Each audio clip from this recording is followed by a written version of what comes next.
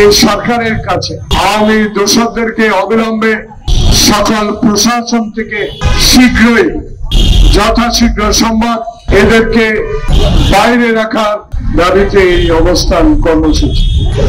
আমার সহযোদ্ধাবৃন্দ যারা এখানে সমবেত হয়েছেন, এক একজন বাংলাদেশ জাতীয়তাবাদী শক্তিকে বিগত সময় বাংলাদেশের প্রত্যন্ত অঞ্চলে সকল নির্যাতন সহ্য করে, সকল মামলা হামলা সহ্য করে বাংলাদেশের রাজনীতির আকাশে বিগত 5ই আগস্ট যে মহাবিপ্লব ঘটিয়েছে, শহীদ প্রেসিডেন্ট জিয়াউর রহমানের গড়া দল বাংলাদেশ জাতীয়তাবাদী দলের আদর্শের সৈনিকেরা আমার বাম পাশে বসে আছেন। সবাইকে কর্মজীবী দলের পক্ষ থেকে সুন্দর বক্তব্য উপস্থাপন করার জন্য অনেক অনেক ধন্যবাদ।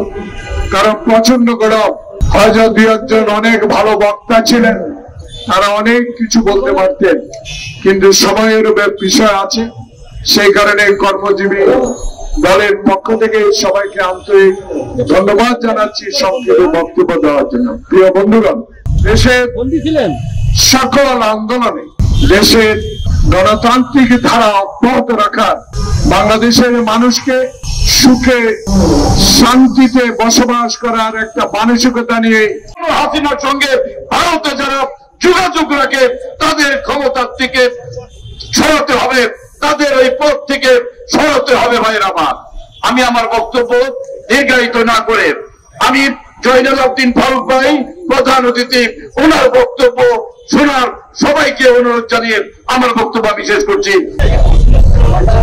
আজকের প্রতিবাদ সভার সম্মানিত প্রধান অতিথি, বিশেষ অতিথিবৃন্দ এবং বিভিন্ন পর্যায়ের অন্যান্য নেতৃবৃন্দ, আমাদের প্রধান অতিথি কথা আপনাদের সবার মনে আছে, তিনি চির যুবক, জননন্দিত নেতা। তার বাম হাতের ঝাঁকুনিতে বিপ্লব ধারণ 1 মাইল দূরে গিয়ে পড়েছিল, মনে আছে কিনা আপনাদের? সেই 1 মাইল দূরে থেকে আবার এসে যা করেছে সেটা ইতিহাস। আমরা সেই 3 পুলিশ কর্মকর্তার বিচার চাই। বিচার চাই তাদের যারা শেখ হাসিনার ফেসিবাদী শাসনকে দীর্ঘায়িত করতে সহায়তা করেছে। বিচার চাই তাদের যারা প্রশাসনের বিভিন্ন মহলে এখনো ঘাপটি ঘুরে বসে আছে। আমি জনপ্রশাসন মন্ত্রণালয়ের দায়িত্বে যিনি আছেন তাকে স্পষ্টভাবে বলতে চাই, আগামী 15 কর্মদিবসের মধ্যে ঘাপটি মেরে যেসব কর্মকর্তারা এখনো বসে আছে, বিশেষ করে উত্তর ও দক্ষিণ সিটি কর্পোরেশন, আমি উত্তর সিটি কর্পোরেশনের রাজস্ব সুপারভাইজার, আমি সব জানি। মেয়র পিছনের দরজা দিয়ে পালালেও অন্যান্য সবাই ঘাপটি মেরে জায়গা মতো বসে আছে। ব্যাপারটা নজর দিবেন জনপ্রশাসন মন্ত্রণালয়ে।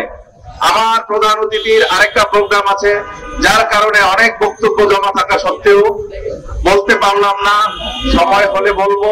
আর একটি কথা না বললেই না, আমাদের আগামী দিনের রাষ্ট্রনায়ক তারেক রহমান অনেক আগেই বলেছিলেন, দেশ যাবে কোন পথে, ফয়সালা হবে রাজপথে। সেই ফয়সালা হয়ে গেছে, রাজপথেই সেই ফয়সালা ছাত্র জনতার মাধ্যমে হয়ে গেছে। এখন দেশ গড়ার সময়, সংস্কারের সময়, ঘাপটি মেরে যারা বসে আছে তাদেরকে সরানোর সময়। তারা আগামী 15 দিনের মধ্যে সরবে। জনপ্রশাসন মন্ত্রণালয়কে দায়িত্বে যিনি আছেন, এই আশাবাদ তাকে অনুরোধ জানিয়ে আমি আমার সংক্ষিপ্ত বক্তব্য শেষ করছি। বাংলাদেশ জিন্দাবাদ, বেগম খালেদা জিয়া জিন্দাবাদ, বহুদলীয় গণতন্ত্রের প্রবক্তা শহীদ প্রেসিডেন্ট জিয়াউর রহমান অমর হোক এবং দেশ নায়ক, আগামী দিনের রাষ্ট্রনায়ক তারেক রহমান জিন্দাবাদ।